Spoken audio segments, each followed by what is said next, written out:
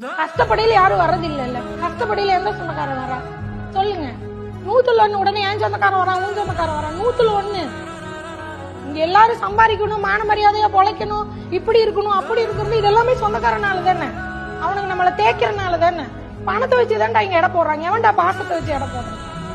பணம் தானே பேசுது. இவனுங்களுக்கெல்லாம் பணம் தானே. அப்பதானே நம்ம வெறி வந்து வெளியே வர்றோம். நான் சம்பாரிச்சு காட்டுறேன், இந்த பணம் தானே, இந்த பணத்தை வச்சுதானே நீ என்ன கேவலப்படுத்துற, அந்த பணத்தை நான் சம்பாரிச்சு காட்டுறேன், நானும் பணக்காரன் ஆகிறேன்னு தானே வெளியே வர்றோம். அந்த அடிமட்ட சுயமரியாதை கேவலப்படாத எவனுமே பணக்காரானது இல்லை. புரியுதுங்களா? அந்த செல்ஃப் ரெஸ்பெக்ட் எங்க அடிபடுதோ அங்கதானே நான் சம்பாரிச்சு காட்டுறேன்னு வர்றோம்.